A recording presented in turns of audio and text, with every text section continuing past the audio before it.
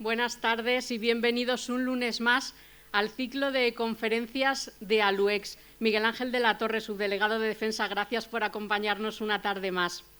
Fundación Global Caja, Tribuna de Albacete y Diputación de Albacete, gracias una semana más por vuestro apoyo constante y tan necesario para nosotros. Antes de entrar en materia, vamos a hacer un pequeño paréntesis para recordar que ayer fue el primer domingo de mayo. En ALUEX creemos que ayer, hoy y todos los días se deben celebrar a las madres, porque el mundo con ellas es más honesto, es más solidario y es infinitamente más bonito. Felicidades a todas ellas, felicidades a todas vosotras. Y ahora sí, comenzamos. El cine no es solo entretenimiento, es también una herramienta poderosa para contar historias, para transmitir ideas e incluso para influir en la forma en la que entendemos la realidad. A lo largo del tiempo ha sido espejo de nuestra sociedad, pero también un importante instrumento de poder. Hoy tenemos el placer de contar con Jaime Lozano Ibáñez, magistrado de la Sala de lo Contencioso Administrativo del Tribunal Superior de Castilla-La Mancha, licenciado en Derecho y con una amplia trayectoria en la carrera judicial. Ha desarrollado su labor en distintos destinos y cuenta con una sólida experiencia en el ámbito jurídico. Ha participado como ponente y también como coordinador en actividades organizadas por el Consejo General del Poder Judicial, la Junta de Comunidades de Castilla-La Mancha, la Universidad de Castilla-La Mancha o el Jurado Regional de Valoraciones, entre otras muchas entidades. Además de su actividad profesional, también ha participado en numerosos cursos, seminarios y publicaciones, lo que demuestra su compromiso con la reflexión y el análisis de temas de gran relevancia social y jurídica. Hoy nos acompaña para presentarnos la conferencia Cine y Poder Público, Propaganda, Censura y Subvención. En ella se abordará cómo el cine ha sido utilizado a lo largo de la historia como una herramienta al servicio del poder, analizando fenómenos como la propaganda, la censura y el papel de las subvenciones. Un recorrido que nos va a permitir entender mejor la relación entre cultura, política y sociedad. Sin duda, una charla sugerente, actual y muy necesaria para desarrollar una mirada crítica ante uno de los medios de comunicación más influyentes en nuestra sociedad actual. Les dejo con Jaime Lozano Ibáñez. Gracias, ante todo, a ALUEX por la invitación, la amable invitación, a los organizadores, a la Diputación Provincial. He de advertir que la charla que voy a dar, en fin, los conocimientos que pueda manifestar son a nivel de aficionado. Yo no me dedico profesionalmente a las cuestiones de las que voy a hablar.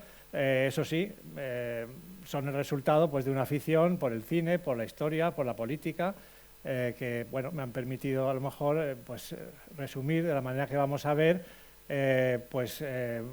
cuestiones que espero que puedan ser de interés. La charla va a ir acompañada de clips audiovisuales para ilustrar algunas de las cosas que iremos viendo, trozos de películas. No creo que podamos ver todas las que tenía preparadas por razón de tiempo, pero bueno, hasta donde podamos llegaremos. La propaganda, la censura y la subvención son tres cosas más relacionadas de lo que a primera vista pueda parecer. Desde luego, la propaganda a través del cine, que es a lo que nos estamos refiriendo, se puede hacer de manera directa por el Estado, promoviendo películas de propaganda. La censura también se puede hacer de manera directa, pero también la propaganda y la censura se pueden hacer de manera indirecta a través de la subvención o la no subvención, la subvención al amigo, la no subvención al enemigo. Y además, propaganda y censura están muchas veces relacionadas porque, aunque parezca mentira, ha sido bastante habitual, y veremos ejemplos, el caso de películas de propaganda que se han promovido desde el poder y después han sido censuradas por el propio poder que las promovió a la vista del resultado. El cine, enseguida, en cuanto surgió el cine, se vio su capacidad enorme para canalizar la propaganda política desde el poder. El cine permite un acceso masivo a la población, se recibe el mensaje con el mínimo esfuerzo, tiene un componente emocional indudable, sobre todo cuando va acompañado de la música. Einstein hablaba de que, ahora hablaremos de él, el creador del montaje ideológico, a través del cual se pretendía mostrar una imagen, mostrar otra imagen que no tiene nada que ver con ella, el caso que veremos, una huelga, un matadero y otra vez la huelga, o manifestación de los huelguistas y represión. A través del montaje ideológico él pensaba que podía ir desde la imagen al sentimiento y de ahí a la idea política. El cine, además, la imagen permite la inserción de recuerdos falsos, es un potente instrumento de alteración de la realidad, provoca un efecto de identificación. Todos nos hemos sentido identificados alguna vez con los ladrones que están asaltando un banco y queremos que escapen y que no los coja la policía, porque desde el momento en que la película asume un punto de vista, el espectador normalmente, lo quiera o no, asume ese mismo punto de vista, aunque incluso se muestren aspectos con los que no coincide valorativamente o moralmente. Como decía Galbraith, el máximo poder consiste en la capacidad de organizar los pensamientos ajenos y el cine es un instrumento importante para lograrlo. La propaganda política a través del cine nace en la Unión Soviética sin ninguna duda. Lenin dijo claramente, dejó escrito, que de todas las artes la que más interesa a la revolución es el cine, por las razones que acabamos de decir. También por la figura de Einstein y otros cineastas soviéticos, que es una figura de importancia capital en la historia del cine y en la historia del cine de propaganda también. En el año 19 se nacionaliza la industria cinematográfica y en el año 20 se crea la Escuela Cinematográfica del Estado. Como hemos dicho, el mayor propagandista cinematográfico soviético, el mayor por la trascendencia cinematográfica que tiene, prácticamente se le considera el padre, he dicho antes, del montaje ideológico, pero también del montaje, que el montaje es el lenguaje del cine, o uno de los lenguajes del cine. No todo el cine tiene que ser a través del montaje, pero es un instrumento fundamental. Einstein fue un propagandista de la revolución, pero bueno, todos sabemos lo que sucedió en la Unión Soviética, cómo derivó la revolución rusa hacia el estalinismo, y el propio Einstein, en la frase que tenemos aquí abajo, se vio obligado, después de la película El Prado de Bezin, que era una película propagandística, pero que al final acabó prohibida por Stalin, se vio obligado a tener que confesar y reconocer que la función del artista no es interpretar por sí el mundo, sino traducir a imágenes lo que el partido o el gobierno hayan decidido. Parece imposible imaginar una frase más humillante para un artista que esta. Pues se vio obligado a escribirla y a reconocerla para que le permitieran seguir haciendo cine, y aún así lo pudo seguir haciendo con grandes problemas. Al menos salvó la vida, que no es poco en aquel ambiente. Einstein, la película que todos conocemos, El acorazado Potemkin, del año 25, había hecho antes La huelga, de la que vamos a ver ahora un clip, relatando una huelga bajo el zarismo y la represión de la huelga. Las películas son de propaganda porque pretenden mostrar lo malvada que era el régimen zarista. Eso sí, se estaba haciendo en un régimen que reconocía menos derechos a los trabajadores todavía que el régimen zarista. Pero bueno, esa era otra cuestión. Octubre, El Prado de Bezin, que es la película que hemos dicho que le causó los problemas bajo el estalinismo, y por fin pudo hacer la primera parte, Iván el Terrible, ya la segunda ya no se pudo exhibir. El fragmento que vamos a ver es de la huelga. Verán que en algún momento se acelera la imagen porque lo pasé yo para que no fuera tan larga. Vamos a ver el ejemplo de montaje ideológico, como hemos dicho que decía, de la imagen al sentimiento y del sentimiento a la idea.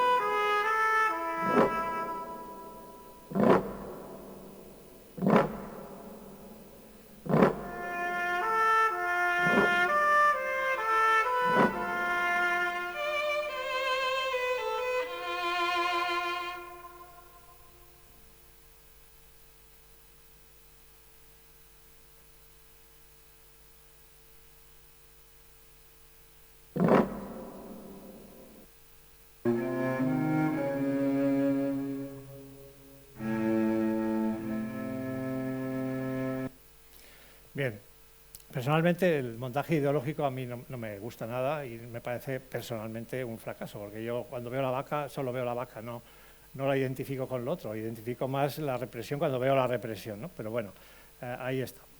Si nos vamos a Alemania, en la misma época, bueno, en la República de Weimar, es la explosión del cine, el cine expresionista, la UFA, la productora alemana, que competía en aquellos momentos prácticamente con Hollywood, Fritz Lang, Murnau, Post, una riqueza enorme que se termina de golpe con la llegada del Tercer Reich, Hitler en 1933.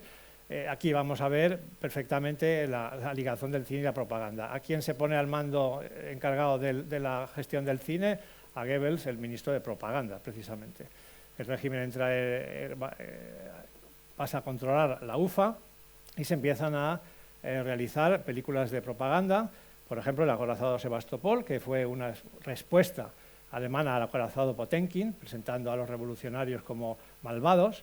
El judío Sus, que es una película que narra la vida de un judío medieval, ya se pueden imaginar en qué términos, tratándose del régimen de Hitler.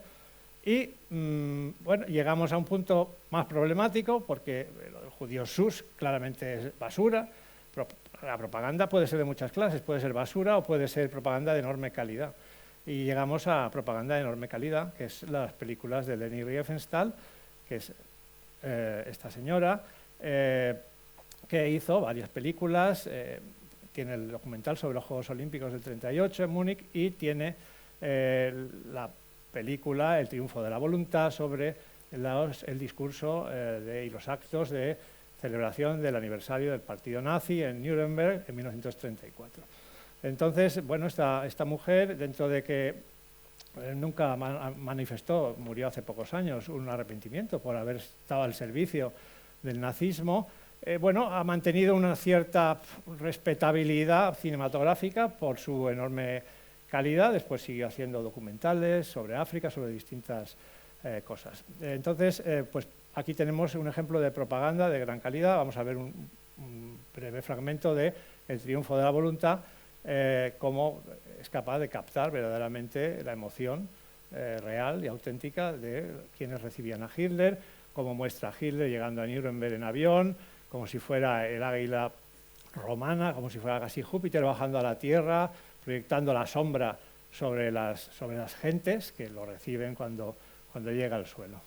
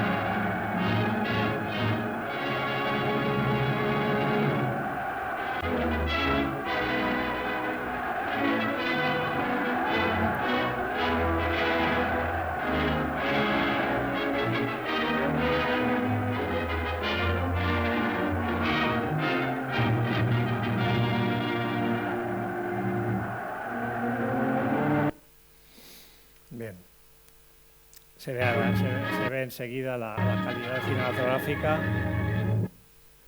esa mano, aunque un poco desenfocada, pero esa mano con el rebrillo del sol que le da, es un plano extraordinario. Más vale no ver mucho estas películas porque uno acaba emocionándose. Bien. Bien, mientras tanto, en Estados Unidos, bueno, durante la guerra, el cine de propaganda, con matices, no todo es propaganda, pero se divide, podríamos dividirlo en cine documental y cine de ficción.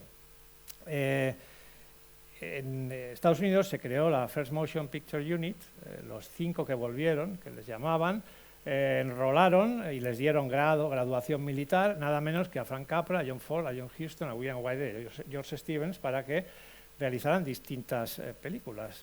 Frank Capra hizo la serie ¿Por qué luchamos?, donde explicaba pues, las razones de la lucha, de todo tipo. John Ford estuvo grabando material en el desembarco de Normandía y en Midway.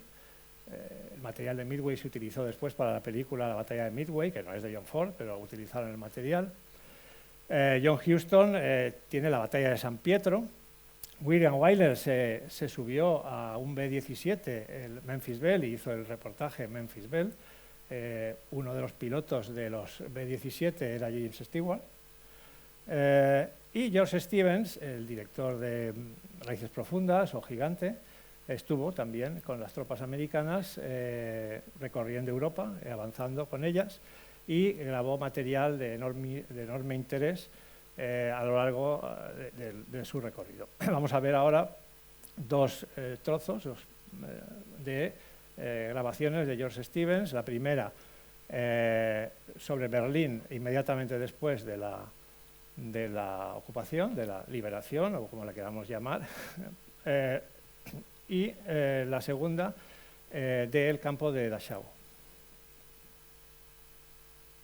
In unserem Programm drin, Ausschaltung der Jugend, Ausrottung, machen wir Kleinigkeiten. Von euch werden die meisten wissen, was es heißt, wenn 100 Leichen beisammen liegen.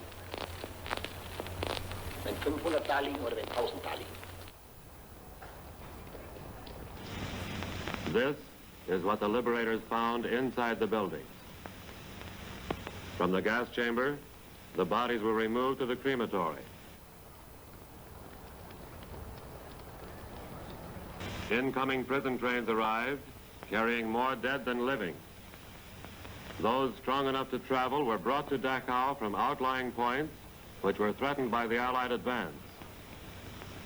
This is how they looked when they arrived.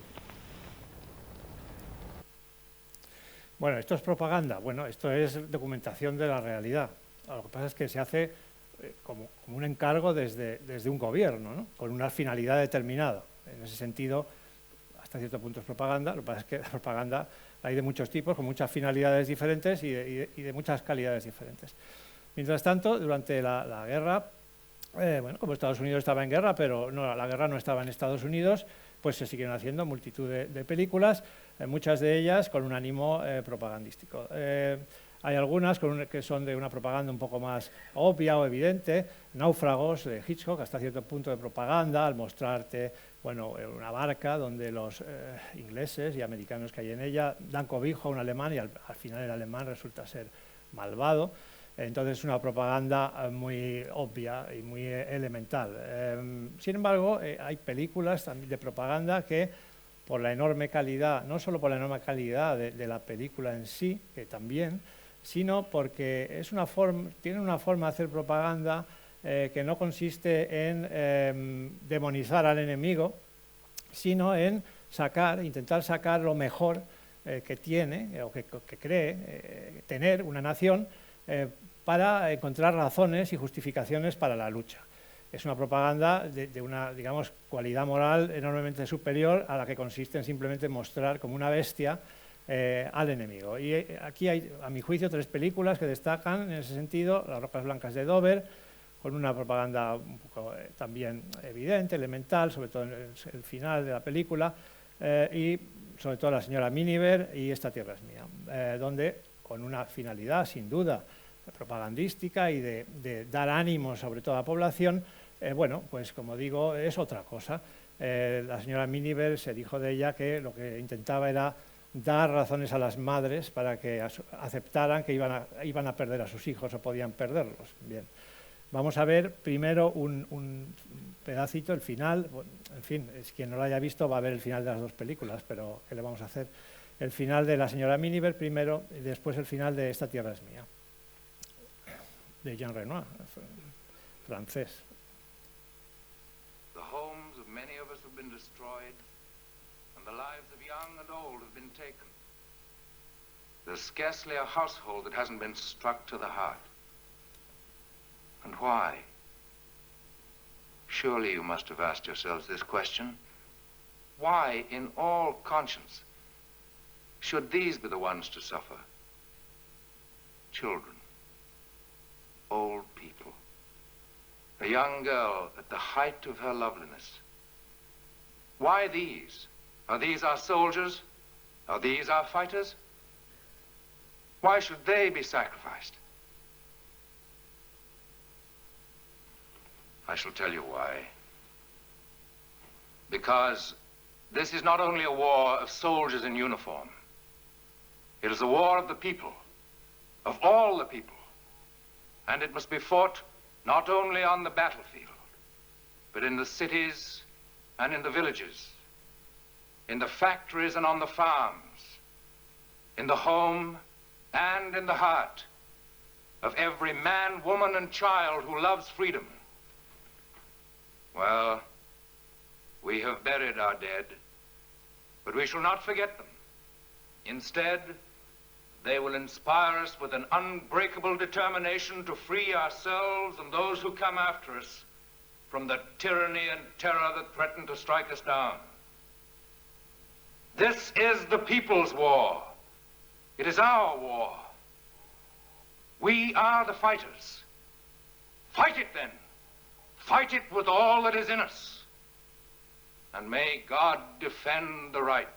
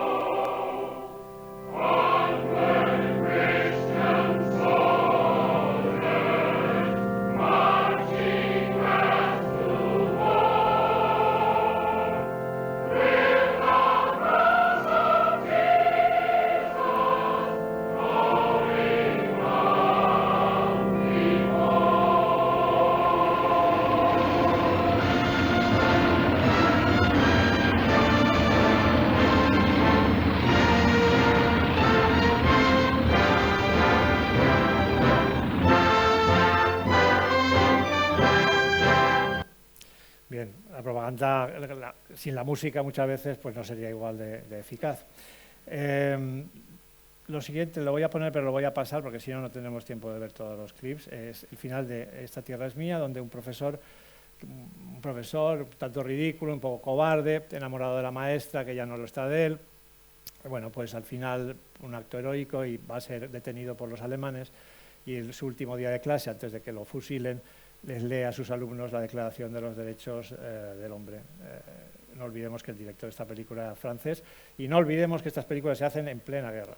En plena guerra. Hay que verlas desde esa perspectiva.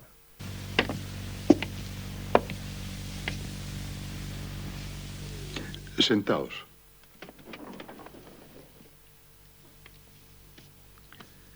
Me temo que ya no daré más clases. No sé cuánto tiempo me queda aún. Como la lección de hoy será muy breve, he querido elegir un buen libro. Uno que me prestó el profesor Sorel. Él tiene derecho a prohibir...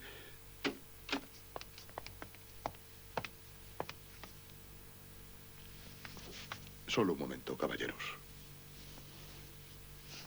La ley tiene derecho a prohibir todos aquellos actos que pueden perjudicar a la sociedad.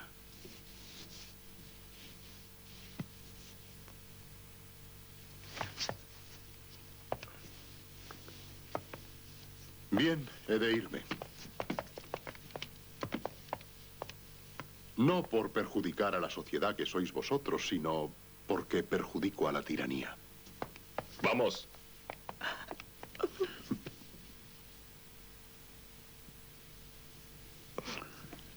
Quédate aquí, Luis. Quédate aquí. Y por favor, no llores. Soy muy feliz. Basta ya, vamos. Adiós, ciudadanos. Bueno, después de la Segunda Guerra Mundial en Estados Unidos, bueno, pues no hay un cine de propaganda promovido desde el Estado, pero sí que se intentan las películas, sobre todo las películas bélicas, dirigir a base de, en ocasiones, de la colaboración o no colaboración por parte del ejército. Es decir, si quieres hacer una película de guerra, es muy importante si el ejército va a colaborar contigo prestándote material, incluso soldados. Bueno, esto tiene mucha historia. Se hacían películas a veces en Yugoslavia porque cuando estaban dispuestos a prestar soldados en muchos sitios, ¿no? Entonces, en Estados Unidos existe la realidad de que el ejército colabora según cómo vaya a ser la película. Por ejemplo, en Top Gun el ejército colaboró prestando material, aviones, etcétera. Sin embargo, en esta Teléfono Rojo, por ejemplo, Stanley Kubrick tuvo que obtener los planos del B-52, del interior del B-52, casi robarlos para saber cómo era un B-52 por dentro exactamente. En Apocalypse Now, Coppola tuvo que utilizar helicópteros del ejército filipino, porque tampoco el ejército estadounidense colaboró con él, ni tampoco en La chaqueta metálica de Kubrick. Bien, si pasamos a... Dejamos pues Alemania, Estados Unidos y pasamos a España. Y nos vamos a la Guerra Civil, que es cuando empieza verdaderamente el cine de propaganda. Bien, los laboratorios cinematográficos, cuando estalla la Guerra Civil, estaban en Madrid y en Barcelona y quedan, por tanto, bajo control de la República, que es la que primero empieza a hacer un cine de propaganda varios años antes de que empezara a hacerlo el bando franquista. Hubo distintos tipos de producciones. En primer lugar, las producciones del Ministerio de Propaganda, un ministerio creado en el año 37, volvemos a ver la vinculación del cine y propaganda. El Ministerio de Propaganda era el que promovía estas películas, creado en el 37 por Largo Caballero, por ejemplo, Sierra de Teruel, dirigida por el escritor André Malraux. Producciones soviéticas, como Hispanilla, España. Producciones estadounidenses, como Tierra de España, producciones estadounidenses que promovían, hubo dos películas, me parece, Hemingway y Dos Pasos, los famosos escritores que promovieron varias películas sobre las brigadas internacionales y la defensa de Madrid, películas que tuvieron amplia difusión en Estados Unidos. De hecho, Tierra de España se le puso al matrimonio Roosevelt en la Casa Blanca y circuló por Hollywood y fue vista por muchos cineastas muy famosos. Hubo un movimiento en Estados Unidos de apoyo a la República muy importante, por supuesto, personas que vinieron a las brigadas internacionales y también ayudas monetarias. El propio John Ford se cuenta que pagó una ambulancia para el bando republicano. Y por último, las producciones del grupo, digamos, con mayor ímpetu propagandista, lo cual es lo mismo, está relacionado con el mayor ímpetu revolucionario, que eran la CNT-FAI, los anarquistas, que produjeron varias películas, de las que destacamos tres: Aguiluchos de la FAI por Tierras de Aragón, que se refiere a las andanzas de la columna de Urruti; Madrid, tumba del fascio; y Reportaje del movimiento revolucionario en Barcelona. Vamos a ver un breve extracto de las tres. Es interesante la tercera. En la tercera vamos a ver una profanación y saqueo de una iglesia. Se han sacado los sarcófagos y se han abierto, y hay monjes, monjas, ahí expuestos, retorcidos, como es propio de... Y entonces este material se utilizó para, a través de la voz en off, decir que esto demostraba que los monjes habían sido torturados por sus propios compañeros y que por eso tenían esas posturas tan extrañas. Bueno, es una idea un poco rara, ¿no? En realidad eran pues tumbas abiertas, y pues lo que uno se encuentra en una tumba abierta, donde hay enterrada una persona hace mucho tiempo. Este reportaje se llevó a Francia para seguir con la propaganda, y de Francia al final acabó en Alemania. En Alemania se lo pasó a Franco y utilizó el mismo reportaje con otra voz para poner de manifiesto cómo se había profanado y se había la iglesia de las Salesas en Barcelona. Bueno, la primera es Aguiluchos, de la FAI por Tierras de Aragón.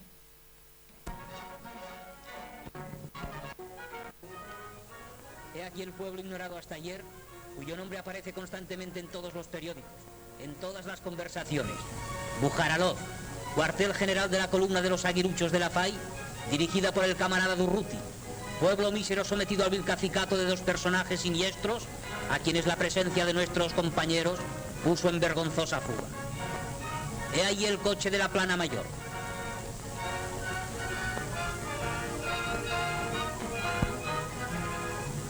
Los autobuses de la columna esperan la orden de poner en marcha.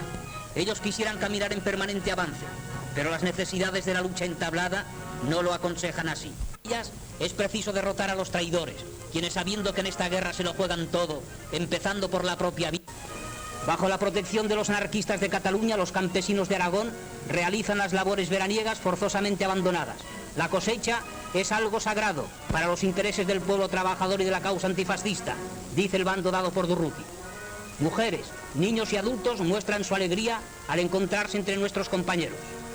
El pueblo de Gelsa, que nuestros camaradas tomaron palmo a palmo en lucha contra la reacción, posa ante el objetivo, sonríen, están alegres, vibran al unísono nuestro, porque nuestras inquietudes, nuestros anhelos, nuestras esperanzas les son comunes. Alzan el puño y gritan poseídos del mayor entusiasmo: ¡viva la CNT! ¡Viva la FAI!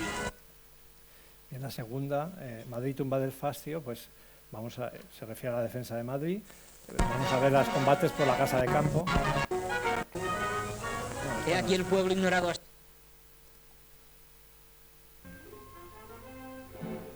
Madrid es el símbolo de los pueblos que prefieren morir en pie a vivir de rodillas.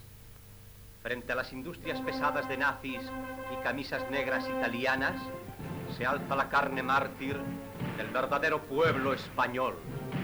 Cuando el proletariado europeo aparecía en derrota o resignado a las fluctuaciones de una política de gabinete, el pueblo español demuestra con su actitud viril que nuestra tierra es tierra de hombres y no de fantoches. Madrid no se ha doblegado lo entero.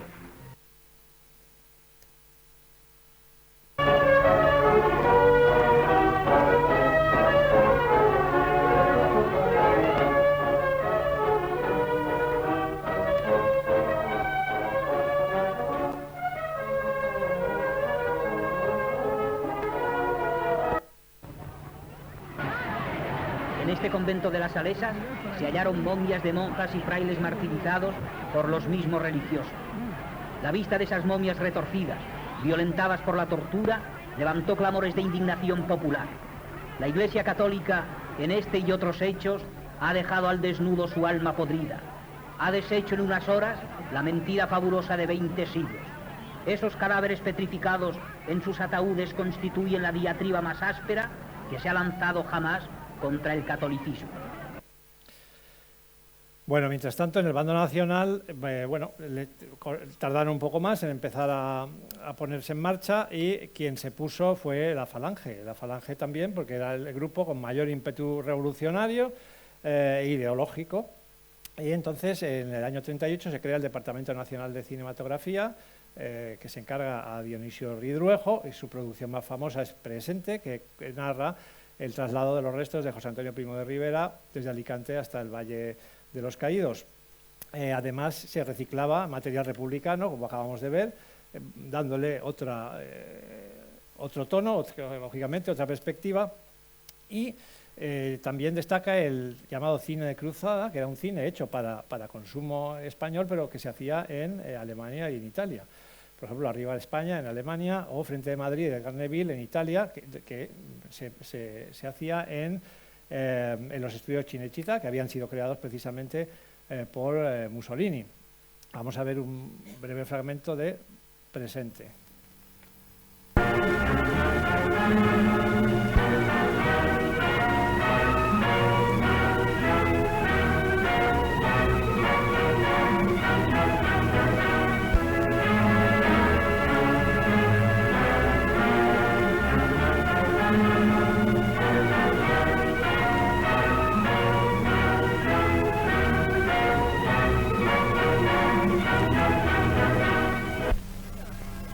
Día 20 de noviembre del año 1936. Mientras fuerzas nacionales acusan su victoria y precisan ya sobre la tierra las líneas del triunfo, en la cárcel roja de Alicante nos fusilaron a José Antonio Primo de Rivera. Querían asesinar en él a toda la valiente juventud de España y enterrar con su cuerpo la voz de una conciencia que les gritaba desde lo más profundo de la historia.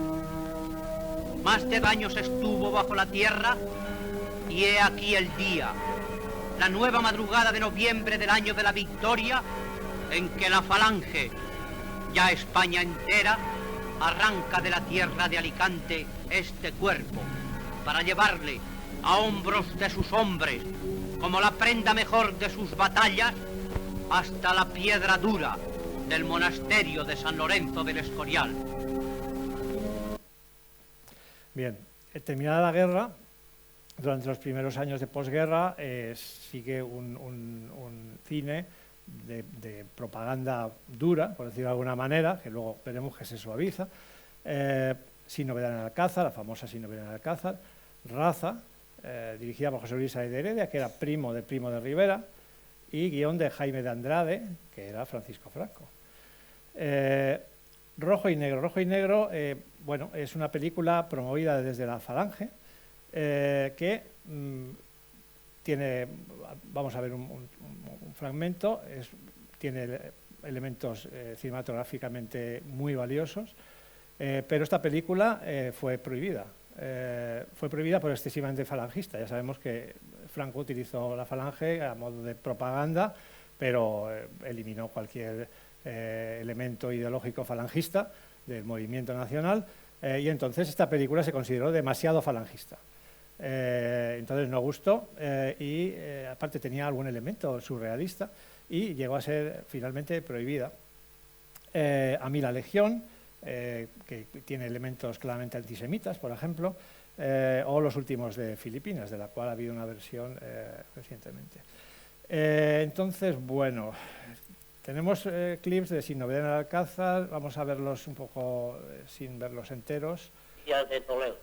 Son ustedes responsables de los crímenes y matanzas que ocurren en Toledo. Y muere como un patriota gritando: ¡Viva España! Así lo haré, papá. ¡Los nuestros avanzan! Sí, el general Franco avanza sobre Toledo, ¿cómo sabe? Lo hemos sabido por la radio. ¡Viva Franco! ¡Los nuestros avanzan sobre Toledo!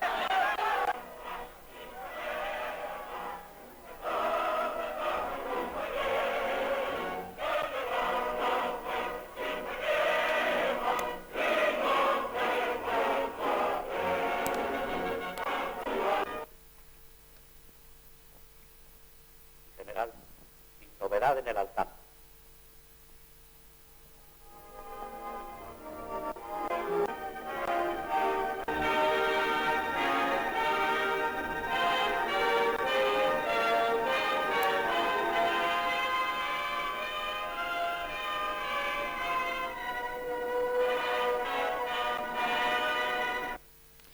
Bien, y Rojo y Negro es la que hemos dicho que es falangista, y bueno, vamos a ver una escena realmente que me parece, esto es Raza, no lo vamos a pasar, esto es Rojo y Negro.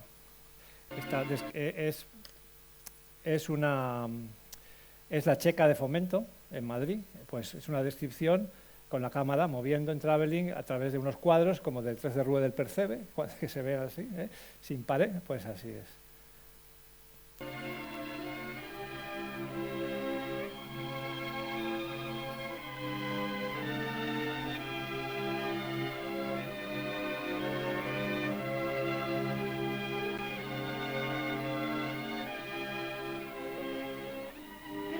Que siguen dando paseos.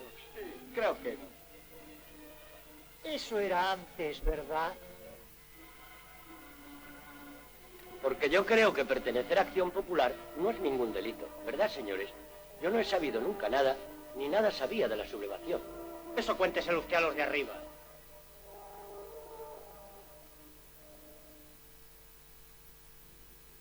¿Dónde están los militares? Aquí se dice facciosos. El ejército del pueblo sigue avanzando. Hace unos días estaba en Extremadura y ayer creo que han llegado a Talavera. Siempre avanzando.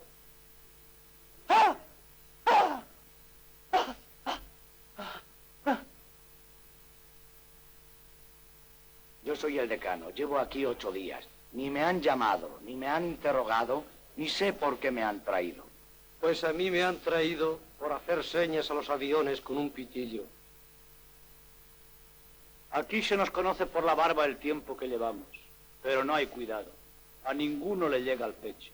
¿Por qué? Vamos. A las mujeres no les hacen nada, ¿verdad? No sé.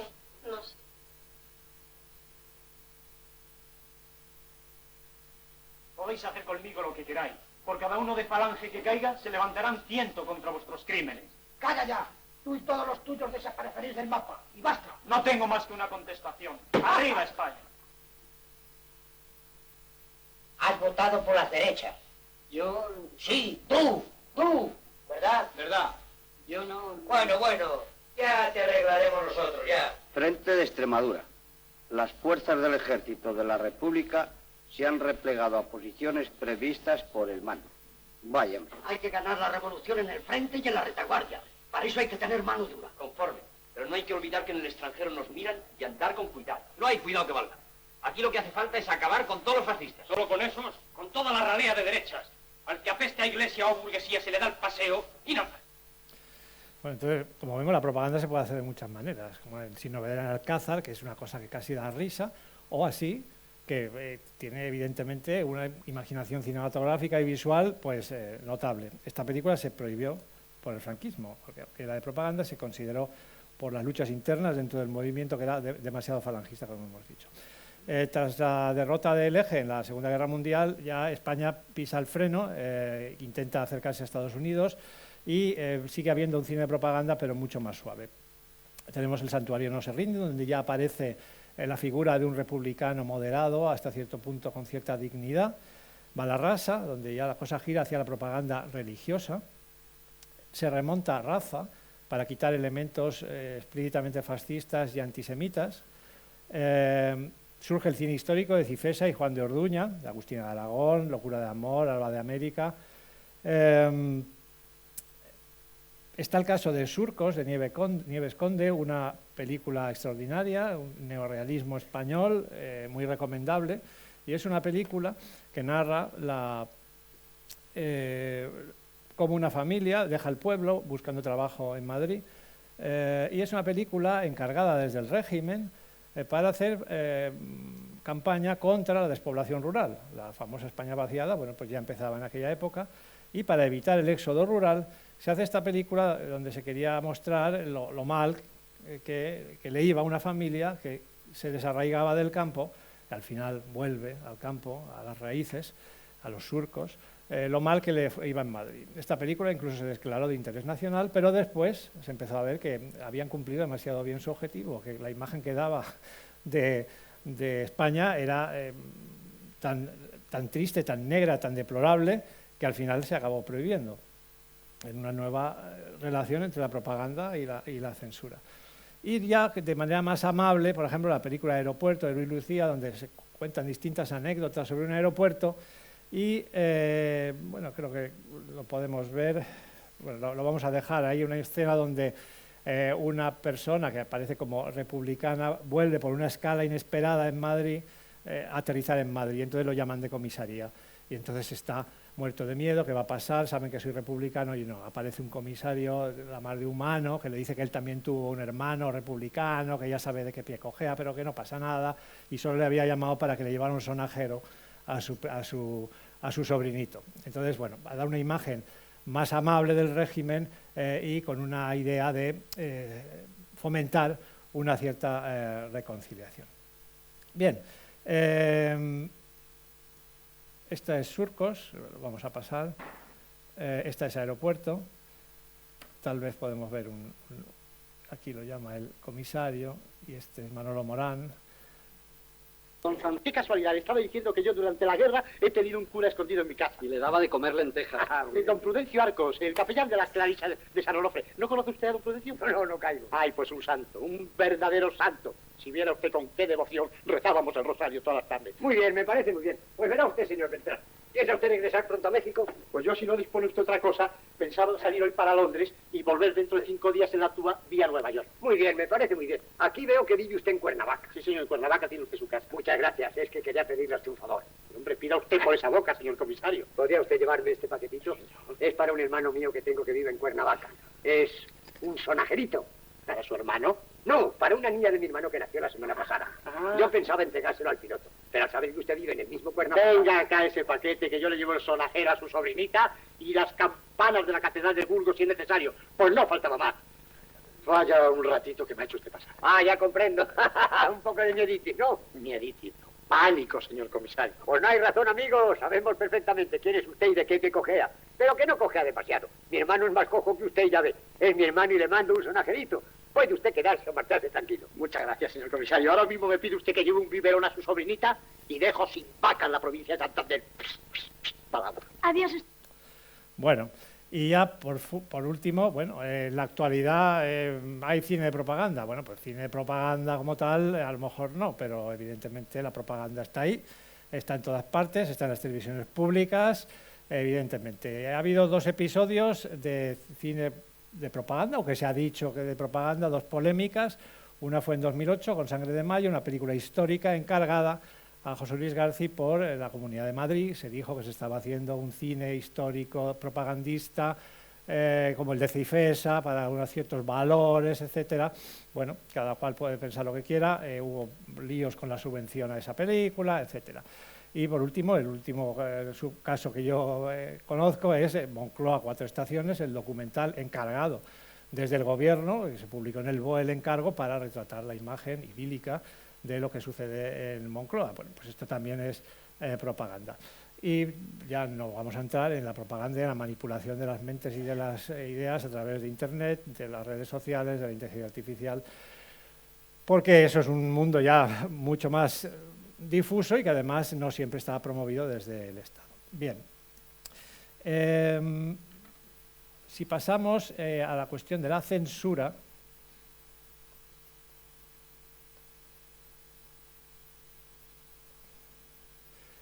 bueno, la censura arranca oficialmente en 1896, cuando se intenta censurar El beso de Edison, y se censura El baile del vientre de Fátima de Edison. Edison hacía unas peliculitas que se pasaban en el kinetoscopio, que era esta máquina, y eran películas muy breves, de unos escasos segundos. Bueno, pues ya entonces, en ese momento, bueno, empezó la idea de censurar. En ese momento la censura se llevaba de manera un tanto pedestre, es decir, se realizaba a nivel municipal, con ordenanzas municipales. Por ejemplo, en Estados Unidos durante muchos años no se consideraba que el cine estuviera amparado por la primera enmienda. La primera enmienda es la que reconoce la libertad de expresión. Sin embargo, la libertad de expresión se quedaba reducida o limitada a las manifestaciones políticas, a los libros, pero el cine era una cosa tan nueva que se entendía que no estaba amparada, y la cuestión se llevaba más por la vía del concepto de obscenidad. Aquello que se consideraba obsceno era prohibido, pero era prohibido, ya digo, por comisiones de tipo exclusivamente municipal. Ya hubo en los años 20 un senador, el senador Howe, que dijo que esto era vulnerar la libertad de expresión. Pero en principio durante muchos años se consideró que el cine estaba al margen. Entonces vamos a ver primero El beso, que es la primera película que se quiso censurar, aunque finalmente no se censuró, y la segunda, El baile del vientre de Fátima, que esta sí se censuró en la forma que vamos a ver.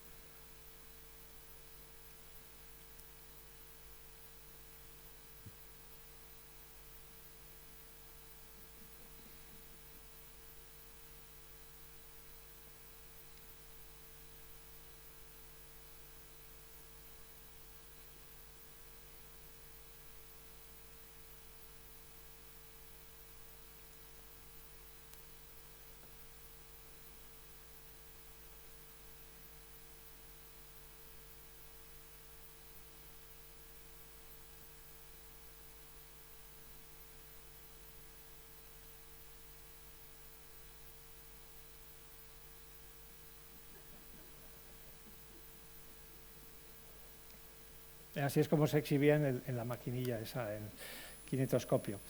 La censura siempre da como un poco de risa.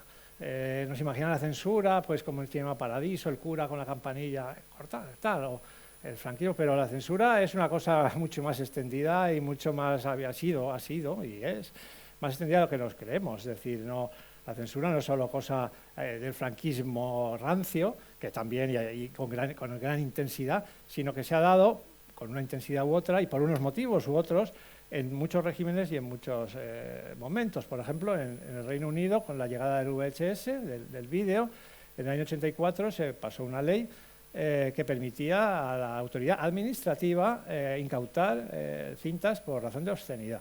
Esto en el año 84. Senderos de Gloria, por la imagen que da del ejército francés, no se estrenó en Francia hasta el año 75. La batalla de Argel, que toca el delicado tema para Francia de la ocupación de Argelia, no se pudo estrenar hasta el año 71. La matanza de Texas hasta el año 82 y La Edad de Oro de Buñuel hasta el año 81. Y la película es del 30. La Edad de Oro de Buñuel es el primer largometraje de Buñuel. Es una película fascinante, con imágenes surrealistas, escatológicas, de contenido sexual, blasfemas, surrealistas, de todo tipo. Cuentan que la madre de Buñuel, que debía ser una mujer bastante tradicional y bastante diferente de su hijo, fue al Vaticano para intentar que no lo excomulgaran. Creo que lo consiguió. Entonces, bueno, esta película pues es muy interesante y vamos a ver un breve fragmento también.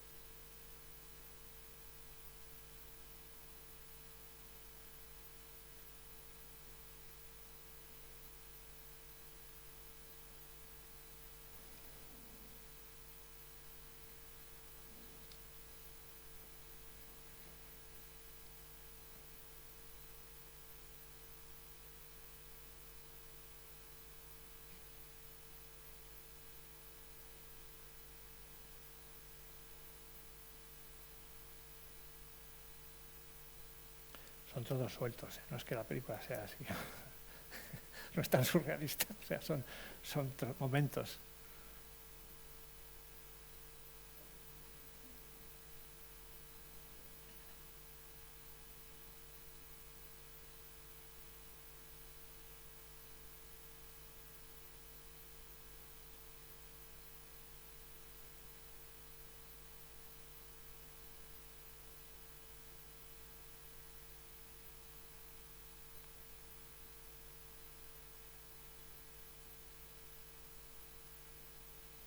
Bueno, esta película estuvo prohibida durante décadas. Bien, en Estados Unidos prosperó la autocensura, el famoso código Hays.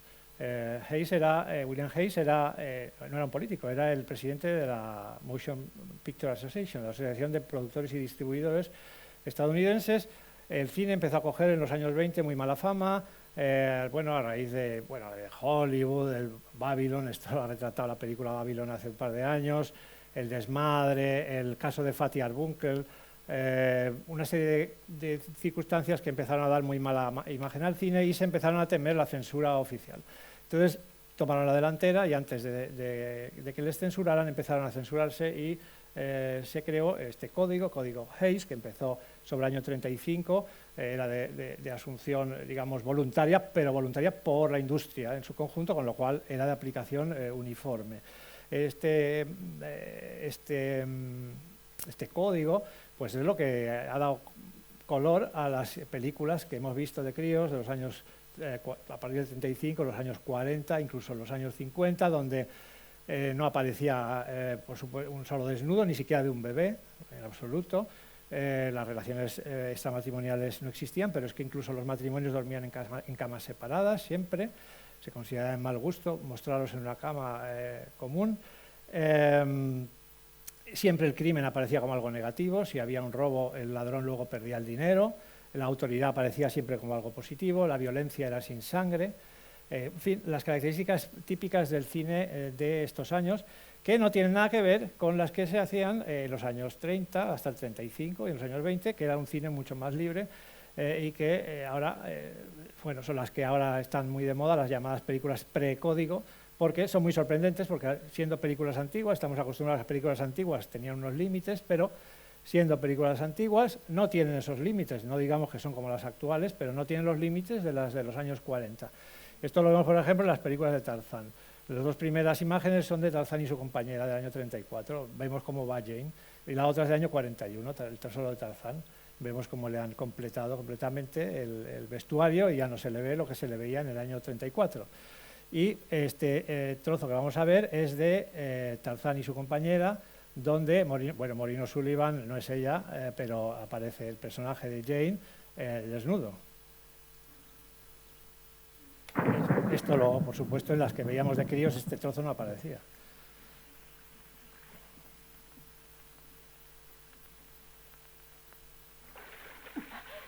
Cariño, eres muy...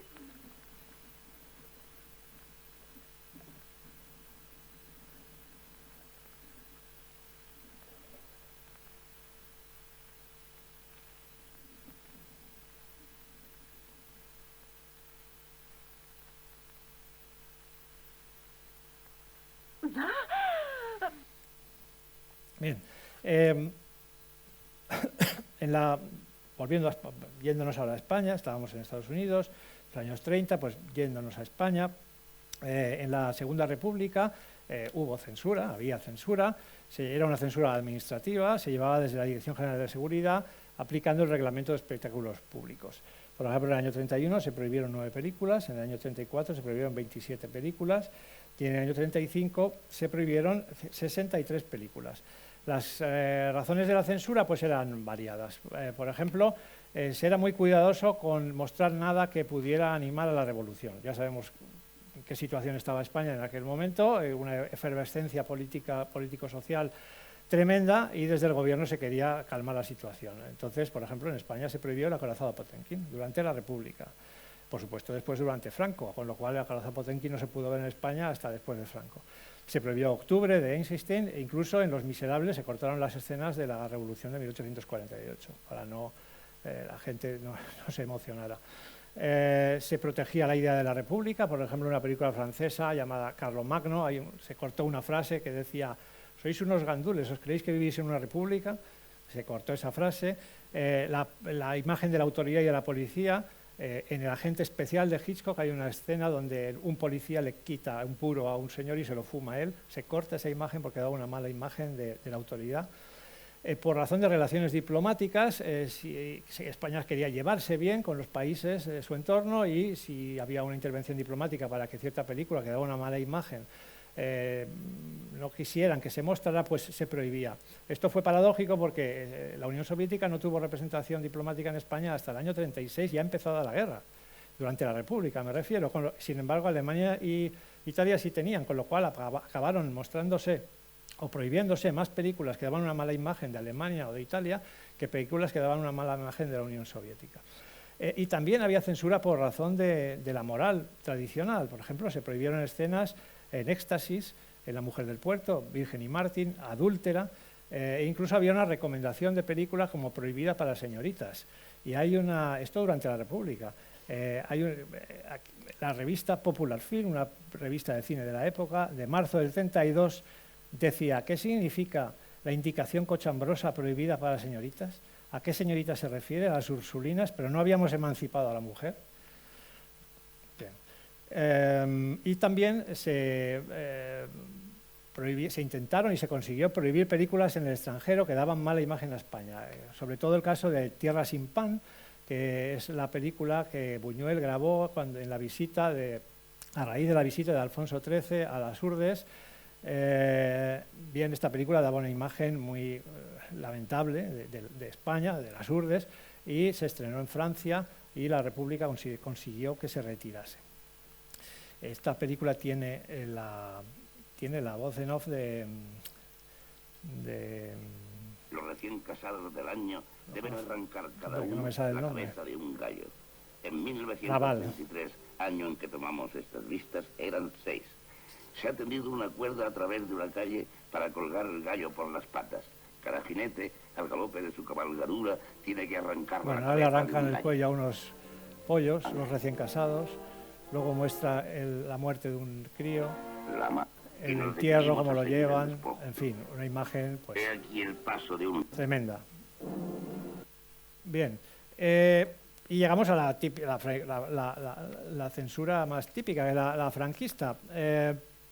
Durante el franquismo hubo dos censuras que tuvieron más problemas de las que nos pensamos. La cuestión no era uniforme, es decir, no había un montón de gente que sabía lo que había que prohibir, había sus discusiones, sus debates, porque también había gente que quería, dentro del régimen, dejar un margen, el elemento artístico, es decir, las cosas nunca son tan sencillas. En el año 37 se crea la Junta Nacional de Censura Cinematográfica, se hace la censura desde el guión, lo cual era muy importante porque por lo menos el productor sabía si podía hacer la película o no, porque si tú haces la película te gastas un dinero y luego te la prohíben, ¿dónde estamos?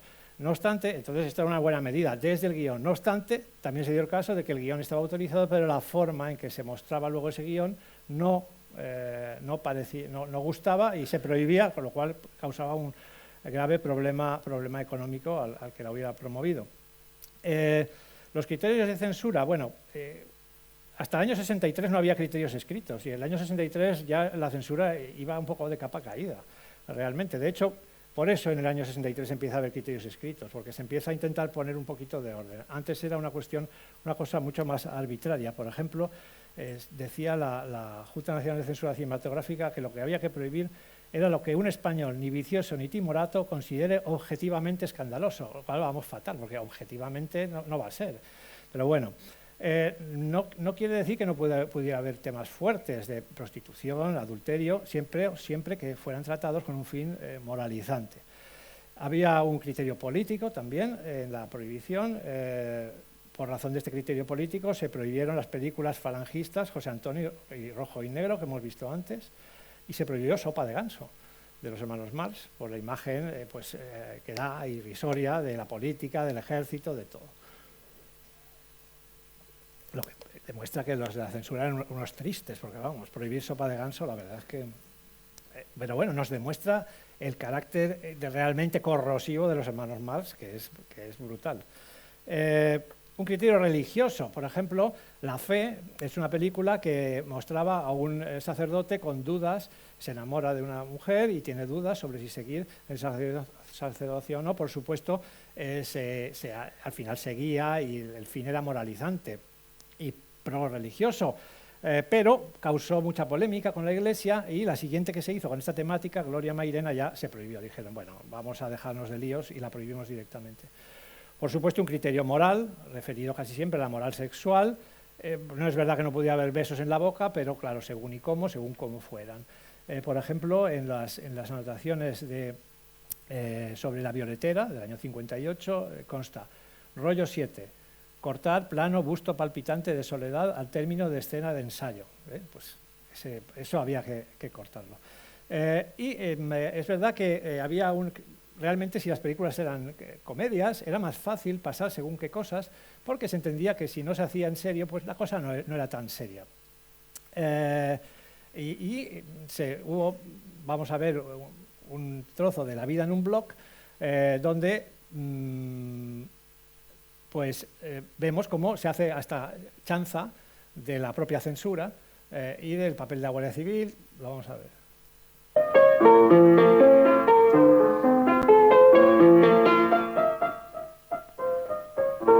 ¿Se puede pasar? Nicomedes, Gerarda. Mi vida. ¿cómo te atreves?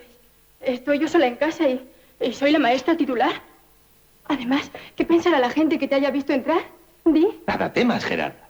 A instancia mía me acompaña en esta visita don Melquiades, el comandante del puesto de la Guardia Civil, que discretamente asistirá a nuestro coloquio para evitar suspicacias. Estoy siempre a sus órdenes. Qué amable es usted, amigo Martínez. Cuánto le agradezco que... Sí, Gerarda. El manto protector de la Benemérita cubre también nuestra reputación. Esta es la cristalera de la que le hablé, señor Martínez. Su perfecta transparencia le permitirá constatar el cristiano decoro de nuestro comportamiento. No les quitaré ojo. Don Nicomedes, me honro en pertenecer a un cuerpo que es famoso por la energía con que reprime cualquier movimiento subversivo. Con su permiso.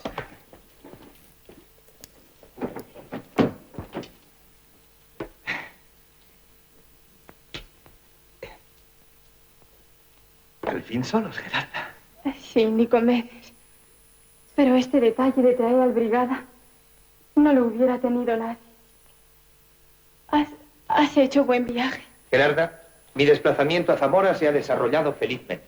Cuánto me alegro. El tren ha llegado puntualmente retrasado. Qué contrariedad. Al revés, eso quiere decir que en España gozamos de la más absoluta normalidad. ¿Y qué hay por Zamora? De la capital de nuestra provincia, no... ¿Verdad? Es lo mismo que yo soñaba. Irla, Nicomedes. Las había más caras, pero... eran más caras. No serían tan bonitas como esta. Ay, pónmela, ¿quieres? Estaba deseando que me lo pidiese. Gerarda, yo te coloco esta pulsera y con ella va mi promesa solemne de llevarte al altar. Fíjate bien cómo funciona el cierre. Oh. ¿Eh?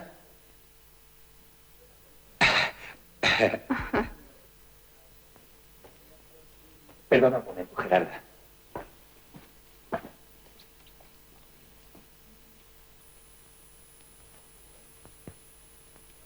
¿Te has fijado? Qué celo en el cumplimiento de la misión que se les encomienda. ¿Eh? Bueno, pues esto es un cachondeo de la censura y de las determinadas costumbres. Esto nos reímos como si fueran tontos entonces, pero la película no es nada tonta, porque ellos se están riendo de todo aquello. Bien, el caso de Viridiana es emblemático de los problemas que causaba la censura. Viridiana se lleva a Cannes, y gana en Cannes, si no recuerdo mal, la Palma de Oro, y se lleva oficialmente a Cannes. Sin embargo, después que se empieza a exhibir, pues aparece un artículo en el Observatorio Romano, el periódico del Vaticano, hablando de que es blasfema y tal, y entonces le costó el puesto al director general de cinematografía, por haberla promovido y haberla presentado oficialmente en Cannes a nombre de España. Vamos a ver un pequeño trozo.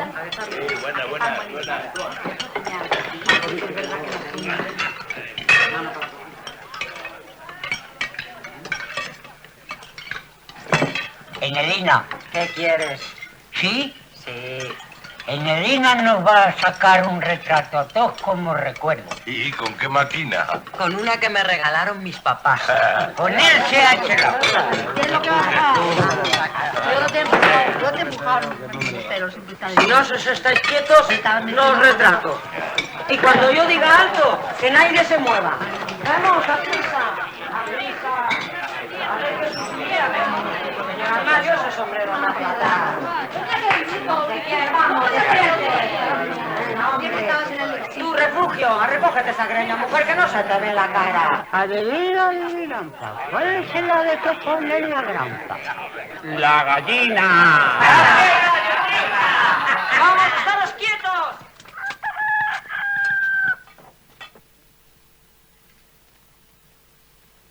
Tú no te muevas.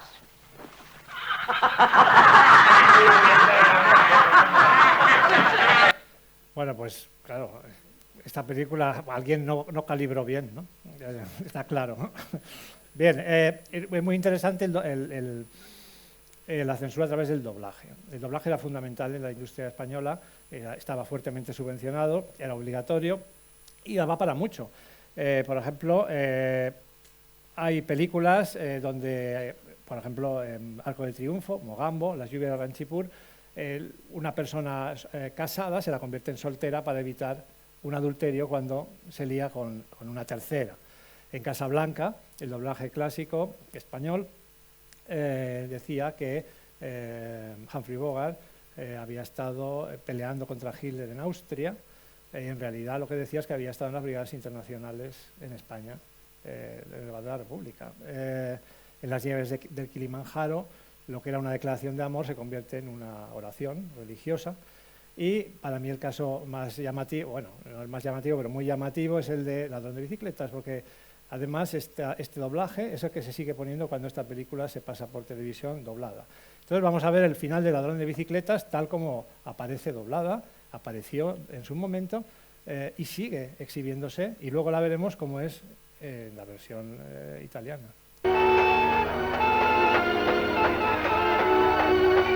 El mañana parecía lleno de angustia ante este hombre, pero ya no estaba solo.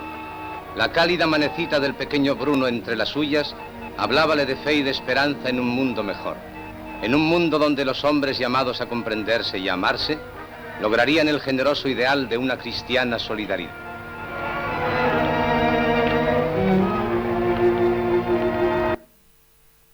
Esta es la versión española y ahora la italiana.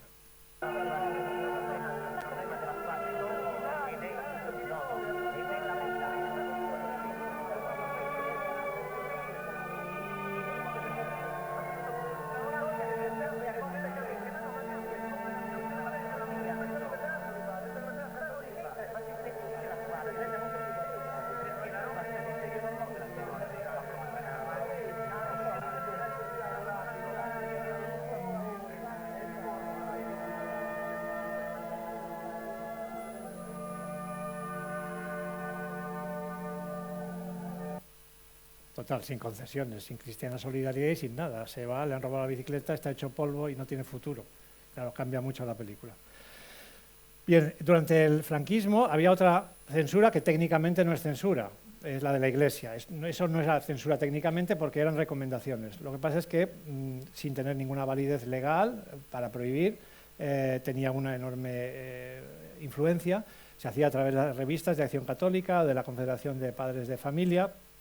Tenía un sistema de clasificación de 1, todos, 2 jóvenes, 3 mayores, 3R, mayores con reparos, y cuando la censura oficial empezó a pasar películas que antes no pasaba, se creó una nueva categoría que era 4R gravemente peligrosas, como Muerte de un ciclista, Viridiana o La caza. Había siempre desajustes con la, siempre no, pero podía haber desajustes con la censura oficial. La censura, entre comillas, eclesiástica solía criticar a la oficial por ser demasiado laxa. Por ejemplo, en el año 46, 10 películas se prohibieron por la censura oficial, pero la censura, entre comillas, eclesiástica entendió que debían haber sido prohibidas 43 películas. Y por otro lado, el régimen también se impacientaba con la censura eclesiástica.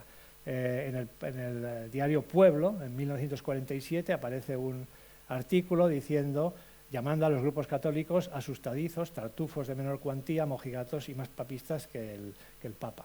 Y luego provocaba la ansiedad de las productoras y distribuidoras, que podían ver cómo se había obtenido el visto bueno de la censura estatal, y sin embargo, si luego las revistas de Acción Católica la calificaban de 3R o no digamos 4R, pues la afluencia de público era muy inferior y podían tener problemas económicos. Bien, ya en la democracia, la única película censurada, ilegalmente censurada, fue El crimen de Cuenca, del año 79. El crimen de Cuenca se iba ya en el año 79, no existía la censura previa, se iba a estrenar y un día antes de su estreno se le retiró gubernativamente la licencia de exhibición. fuera una retirada ilegal, porque esto se recurrió ante la jurisdicción contenciosa administrativa y se llegó a anular esa anulación de la licencia de exhibición, de tal manera que finalmente pudo estrenarse y, por cierto, tuvo más éxito que, claro, cuando quieres prohibir algo y no lo consigues, la película, pues ya sabemos lo que pasa, tuvo más éxito que Busca la Arca Perdida o que Aterriza como puedas, que se estrenó en aquella época. Pilar Miró se la enjuició por lo militar, lo que pasa es que no llegó a enjuiciar, se le abrió un expediente, pero no se le llegó a enjuiciar, al final todo quedó en nada y así quedó la cosa. En la actualidad, lógicamente, no existe la censura previa, no vamos a entrar en otro tipo de censuras sociales, de las que ahora hay muchas, de lo difícil que es de hablar de determinados temas sin que alguien se ofenda. Esa es otra cuestión. Aquí estamos hablando de la censura oficial. Sí que existe la figura del secuestro de publicaciones. El secuestro de publicaciones está previsto en la Constitución, pero es de tipo judicial y se utiliza para la defensa de la protección del honor, la intimidad, la propia imagen. Es decir, es una cuestión entre particulares cuando alguien considera que un libro, una película, le puede estar dañando a su buen nombre. Y hay que decir que sí que está previsto un secuestro de publicaciones administrativo para el caso de la declaración del estado de excepción. Bien, por último, en cuanto a la subvención, bueno, la primera subvención en España, idea de subvención al cine, pueden ser tal vez las llamadas misiones pedagógicas, que eran pues misiones, eran grupos de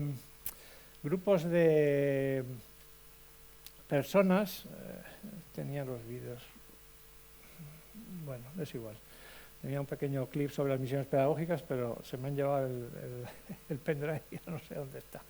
Bueno, las misiones pedagógicas tenían que ver, por ejemplo, con iniciativas como la de García Lorca, con el Teatro de la Barraca, de llevar la cultura al pueblo. Y entonces se promovían desde el Estado, era gente que iba con cámaras, con proyectores, perdón, y bueno, no era solo una actividad de cine, pero el cine era muy importante, había proyecciones, muchas veces de películas de Chaplin, a gente que no había visto jamás el cine. Durante el franquismo, la subvención al cine, se hace a través de distintos medios, vías, algunas de ellas permanecen hoy, como por ejemplo la cuota de pantalla, la obligación de mostrar cine español. Hoy día la cuota de pantalla se ha ampliado también al cine europeo, iberoamericano, y la subvención al doblaje. El doblaje era obligatorio, estaba muy subvencionado. También era un elemento afín a la subvención la declaración de una película como de interés nacional. Esto aseguraba, por supuesto, que pasaba la censura y aseguraba su distribución. Por ejemplo, de interés nacional fueron Raza, Amira Legión, Rojo y Negro, aunque luego se prohibió, Locura de Amor, Agustina de Aragón, Balarrasa, Alba de América, Marcelino Pan y Vino. En los 60 evolucionó hacia películas de interés especial, por ejemplo, La Gran Familia. Y con la democracia, bueno, pues la subvención pues siempre ha sido muy polémica. Se supone que los gobiernos de izquierdas promueven la subvención, los de derechas pues la limitan. En realidad ha habido muchos sistemas de subvención. La diferencia entre unos gobiernos y otros, a mi juicio, es más de cuantías que de sistemas, porque ha habido gobiernos de un signo que han asumido la ley de gobiernos de otro signo, pero cambiando las cuantías, ¿no? Entonces, estuvo la ley Miró en el año 83, el decreto Semprún en el año 89, la ley del cine en el año 2007 y un Real Decreto Ley de modificación del anterior en el año 2015. ¿Qué varía entre unos sistemas y otros? Bueno, pues distintas cuestiones. Muy importante, las cuantías de las subvenciones, el IVA cultural, si unos gobiernos lo suben, otros lo bajan, la cuestión de la discrecionalidad o no en la asignación de subvenciones. Por ejemplo, la ley Miró introdujo un sistema muy discrecional sobre la base de un supuesto interés artístico cultural de la película. Entonces, esto provocó, cuentan que hubo una reunión con los productores y que Pilar Miró dijo en presencia de Ozores que no iban a dar más subvenciones al cine de fontaneros. Entonces Ozores dijo, pues sí que hay fontaneros en España, porque son las que más se ven, ¿no? Bien, esto, claro, la subvención solamente por criterios artísticos provocó, por ejemplo, que en 1984 se hicieran 75 películas y en 1989 48 nada más. Luego vino el decreto Semprún, revirtió esta tendencia, se empezó a exigir que no hubiera solo, como se exige hoy, financiación pública, sino que hubiera también una parte de financiación privada. También puede ser una subvención, en su momento era una subvención dependiente de la recaudación, pero esto dio lugar a un gravísimo escándalo en el año 2015, porque los distribuidores reportaban asistencia a las hadas que eran falsas. Se cuenta el caso de la película Los muertos no se tocan, Nene, que es una película que recoge un guión de Azcona que no se pudo hacer en su momento por la censura. Volvemos a ver la relación entre una película que no se pudo hacer, se hace después, y para llegar a subvenciones se reportan, por ejemplo, había inspectores que habían ido a sesiones de esta película y de otras que no se proyectaron porque no había público y la distribuidora había reportado asistencia de 100 personas, por ejemplo.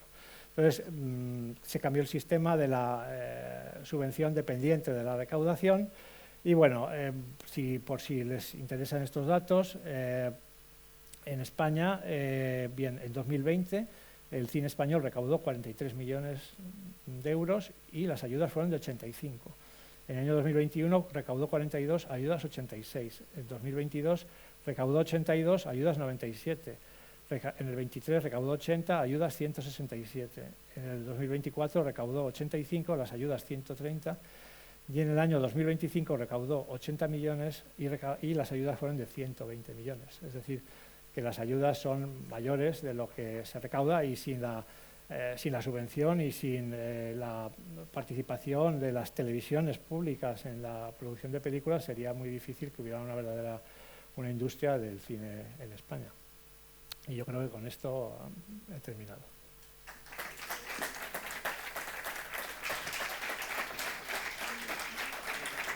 Es una pena que no tengamos más tiempo para continuar porque sin duda el tema de las subvenciones daría para otra conferencia, sobre todo por el trasfondo económico, social y político que hay detrás. Muchísimas gracias por esta conferencia porque nos has ilustrado muy bien el tema de la censura, el tema de la propaganda a lo largo de la historia del cine. Le voy a pedir a Juanjo, a nuestro presidente, que nos acompañe en el escenario porque queremos hacerle entrega de un detalle en agradecimiento a su participación en este ciclo de conferencias de ALUEX. Si nos acompaña aquí delante.